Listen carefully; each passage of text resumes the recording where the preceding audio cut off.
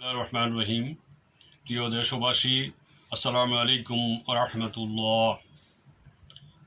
গত 5ই আগস্টে স্বৈরাচারের পলায়নের পর ডক্টর মোহাম্মদ ইউনূসের নেতৃত্বে অন্তর্বর্তীকালীন সরকার রাষ্ট্রীয় দায়িত্ব গ্রহণ করে। এরপর থেকে শুরু হয়েছে ষড়যন্ত্র, বিশেষ করে ভারতের ষড়যন্ত্র।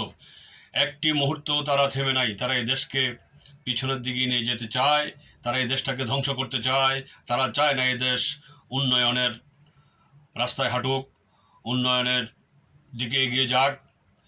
তাদের সাথে জড়িত আছে এই দেশের কিছু দালাল, তাদের সাথে জড়িত আছে ক্ষমতা লিপ্সু কিছু রাজনৈতিক দল, তাদের সাথে জড়িত আছে সেনাপ্রধান। সেনাবাহিনী নয়, এই বাহিনীর দেশপ্রেমিক অফিসার, দেশপ্রেমিক সৈনিকের কোনো অভাব নেই। শুধু এক ব্যক্তি বিশেষ তার উচ্চাভিলাষী চিন্তা চেতনা থেকে সে বারবার তার এখতিয়ার বহির্ভূত কর্মকাণ্ড চালিয়ে যাচ্ছে। আমি বাংলাদেশের দেশপ্রেমিক সেনাবাহিনী, রাজনৈতিক দল, বিভিন্ন বাহিনী, দেশের বুদ্ধিজীবী, পেশাজীবী সহ সকলের প্রতি আহ্বান জানাবো, আমাদেরকে এখন ইস্পাত কঠিন ঐক্য গড়ে তুলতে হবে। অন্যায়ের বিরুদ্ধে মুখ খুলতে হবে, জুলুমের বিরুদ্ধে মুখ খুলতে হবে।